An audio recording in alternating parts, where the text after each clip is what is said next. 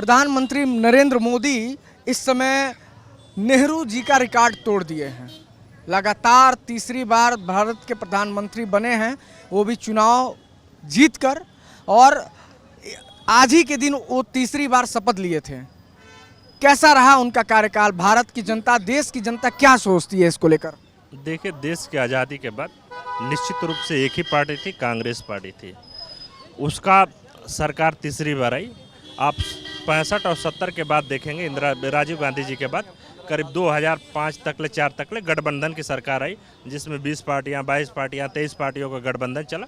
निश्चित रूप से मोदी जी ने सफल नेतृत्व, जो जिसको पूर्ण बहुमत की सरकार कहते, उसको परिक्रमा को पार किया, परीक्षा को पार किया। तो निश्चित रूप से मोदी जी की तुलना नेहरू जी से होना ये काफ़ी बड़ी बात है। अब 15 साल की सरकार में देखेंगे तो नेहरू जी ने सियाचिन का बहुत बड़ा हिस्सा दे दिया था। आप जब ऊपर जाएंगे लेह के ऊपर तो सियाचिन पड़ता, सियाचिन का बहुत बड़ा हिस्सा दे दिया जो भारत की भूमि थी। इस मोदी जी ने आज का 1 इंच जमीन नहीं दिया। तो निश्चित रूप से मोदी जी उससे बड़े किस्म नेतृत्व हैं। राहुल गांधी तो कहते हैं कि मोदी जी ने रेल बेच दिया, देश बेच दिया, एयरपोर्ट बेच दिया, जमीन बेच दिया, पाकिस्तान को जमीन दे रहे हैं, चीन को जमीन दे दी है, चीन ने जमीन पे कब्जा कर लिया है। राहुल जी कम से कम बाहर के दौरे कम करें और देश का दौरा करें तो चीज़ों पता चले। आप देखेंगे यही गोमती नगर है, आपको फर्स्ट क्लास का लग रहा है कि एयरपोर्ट बन रहा है। आप तमाम उत्तर प्रदेश में देखेंगे जहाँ पे इलेक्ट्रिसिटी वाली सारी ट्रेनों की व्यवस्था की गई। इस प्रदेश में सबसे ज़्यादा बसों की सुविधा की जा रही। इस प्रदेश में 2 एक्सप्रेसवे थे, आज करीब 7 एक्सप्रेसवे चल रहे हैं, 5 बन रहे हैं और 10 प्रस्तावित हैं। जिस प्रदेश में किसानों के लिए अनाज सब्सिडी नहीं मिलती थी, आज किसानों के लिए अनाज सब्सिडी मिल रही है। आप कोई भी ट्रैक्टर लीजिए, यंत्र लीजिए, उसको सब्सिडी मिल रही है। आपके लिए 2000 सम्मान निधि मिल रही है। आपके लिए बिजली का फ्री बिजली मिल रही है। तो निश्चित रूप से उनका एक तमतमाया हुआ जो चेहरा है वो धीरे धीरे उतर रहा है। और जिस प्रकार से यूपी में योगी आदित्यनाथ की सरकार 37 साल के बाद रिपीटेड सरकार है, तो कहीं ना कहीं जब जन कल्याणकारी योजनाएं जब लाएंगे और जनता के बीच का काम करेंगे तो सरकार आपको जरूर मौका देती है। कौन कौन सा कार्य है जो प्रधानमंत्री मोदी का लोगों तक पहुंच रहा है? लोगों को किस प्रकार से लाभ मिल रहा है? ये लोग तो विपक्ष आरोप लगाती है कि ये ईवीएम हैक करके जीत जा रहे हैं ये लोग।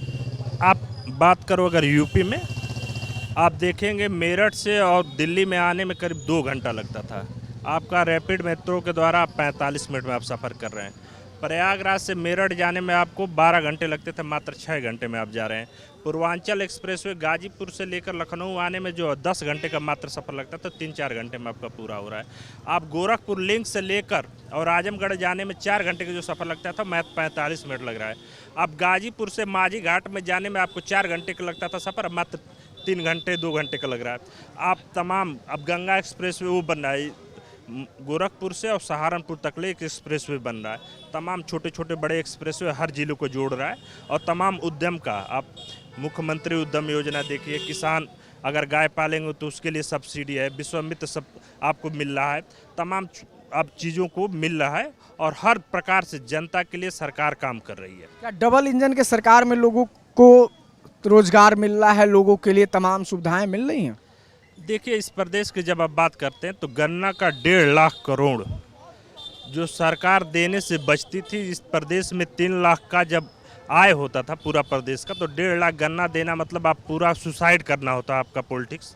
मगर ये सरकार ने आय तो तमाम मिले तुरंत चालू, पश्चिम से लेकर पूरब तक हर मिले चालू की। आप देखेंगे तो नौतनवा में एक वो है उर्वरक जो बंद थी, वो योगी जी ने आपको खुलवाया। आप देखेंगे तीसरे जिले में ब्रह्मोस मिसाइल बन रहा है, कानपुर में बारूद का सबसे बड़ी, झांसी में डिफेंस कॉरिडोर बन रहा है। तमाम ऐसे जैसे छोटे छोटे कार्य जो हर प्रकार से जनता यहाँ से पलायन करते थे, एमएसएमई के द्वारा करीब 20 लाख लोगों को यहाँ पे स्वतः रोजगार दिया गया। और तमाम ऐसे छोटे छोटे एक्सप्रेसवे बन रहे हैं, उसमें लोग काम कर रहे हैं। तमाम लोगों को रोजगार का यहाँ नया नया सृजन दिया जा रहा है। तो विपक्ष तो आरोप लगाता है प्रधानमंत्री के नेतृत्व पे, कहते हैं अखिलेश यादव कहते हैं, राहुल गांधी कहते हैं कि विदेश नीति बिल्कुल चौपट है, देश को बेच के खा गए हैं भारतीय जनता पार्टी के लोग। प्रधानमंत्री नरेंद्र मोदी को कभी गद्दार कह देते हैं, कभी अमित शाह को गद्दार कह देते हैं। देखिए वो उनका बोल वचन है, और जो संसदीय मर्यादा है, मोदी जी को मोदी कहते हैं, तो निश्चित रूप से उनका हास्य है। यहीं उत्तर प्रदेश में आते हैं तो कहते हैं महिलाएं सबसे ज़्यादा बच्चे देती हैं। आप पुराना जब उनका वो देखेंगे तो इसी वजह से वो बेचारे वोट कम पा रहे हैं। और जिस प्रदेश में 18वां ईज ऑफ बिजनेस डूइंग जब था, उस प्रदेश का तीसरा हो गया, और जीडीपी के द्वारा आज भारत तीसरे चौथे नंबर पे है। तो निश्चित रूप से कहीं ना कहीं एक सफल नेतृत्व और सफल कार्यकर्ता का एक जो काम है वो की है सरकार ने। इंडिया गठबंधन के बड़े नेता हैं वो, अभी पिछले दिन दिल्ली में बैठक हुई है, वही दिल्ली में जितने उनके इंडिया गठबंधन के जो साथी इंडिया गठबंधन के आम आदमी पार्टी के लोग उनके खिलाफ वहाँ पे दिल्ली में बैनर पोस्टर लगा रखे हैं, तमाम बातें लिख रखे हैं। साथ में जब केंद्र की चुनाव लड़ने रहता है तो एक साथ बैठ जाते हैं, वही जब बंगाल में जाते हैं तो एक दूसरे की बुराई करने लगते हैं, टांग खिंचाई करने लगते हैं। तो क्या ये देश की राजनीति कर रहे हैं या आपस में सत्ता की राजनीति कर रहे हैं? ये इंडी गठबंधन नहीं है, युवराजों की गठबंधन है। आप जम्मू कश्मीर से लेकर तमिलनाडु तक ले देखेंगे, जितने युवराज हैं वही इंडी गठबंधन में है। जो राजा महाराजा उनके जो हुए थे वही वो है। युवराजों की पार्टी चल रही है, बिहार से लेकर उत्तर प्रदेश तक आप जहाँ भी देखेंगे सब इंडी गठबंधन नहीं है, युवराजों की गठबंधन है। और जो पार्टी से सरकार ने बेदखल की दे दिया, जनता ने जिसको पूर्ण बहुमत की सरकार दे रखी है, वो बेचारे हारे हुए वहाँ के लोगों का गठबंधन है, जीते हुए लोगों का गठबंधन नहीं है। आज ही के दिन तीसरी बार नरेंद्र मोदी देश के प्रधानमंत्री का शपथ लिए थे, और ये भी कहा जा रहा है कि नेहरू जी का उन्होंने रिकॉर्ड तोड़ दिया है।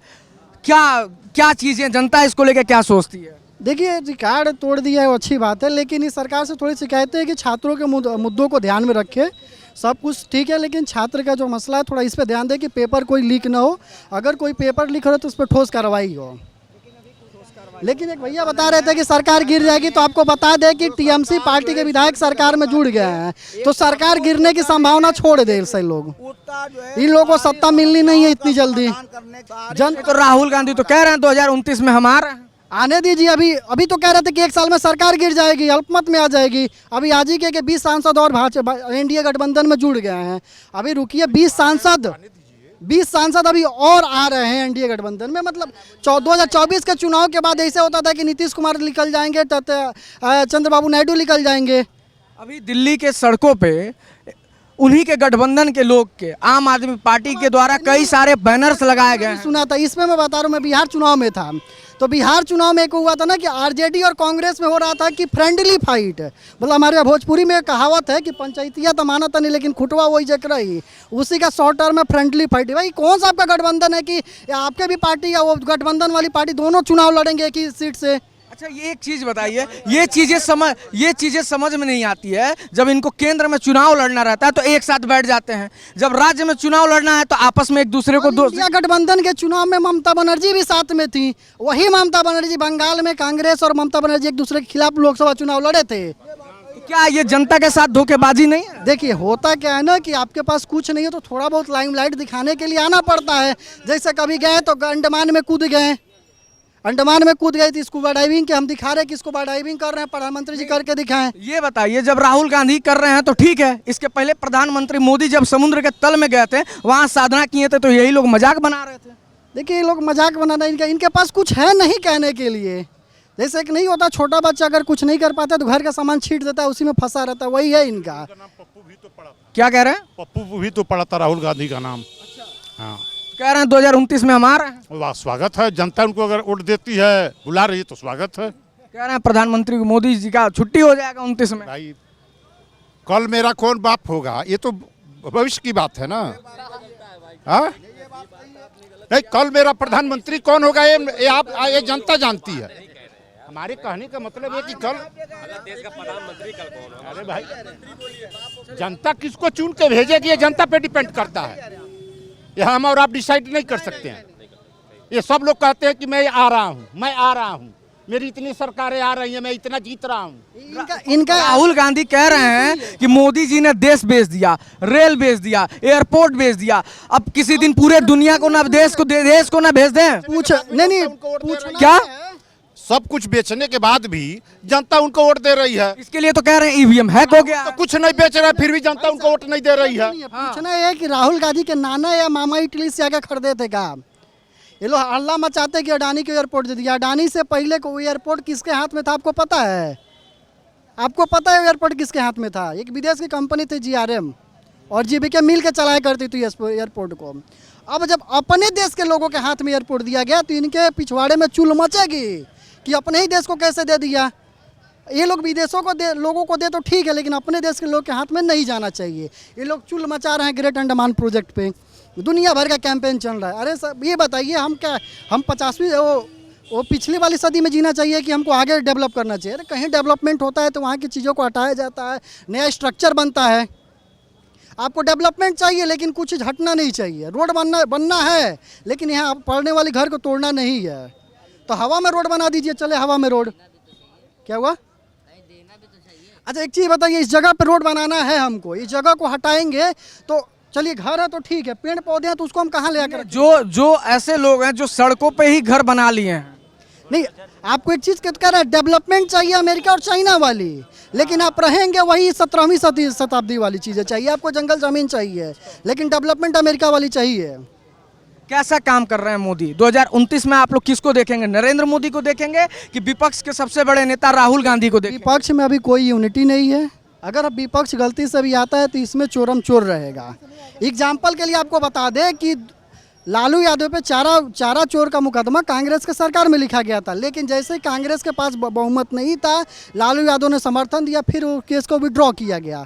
बाद में वो तो सुप्रीम कोर्ट के आदेश से केस चला। तो ऐसे ही होती है, जब आपके पास पूर्ण बहुमत नहीं होती है, 10 लोग मिल के चलाएंगे तो मतलब खींचतान वाली सरकार रहेगी, कोई इधर लूटेगा कोई उधर लूटेगा। और आपको एक और चीज़ बता रहे हैं, जब से वोटर ID कार्ड बना है तब से कांग्रेस की सरकार कभी भी बहुमत में केंद्र में नहीं आई है।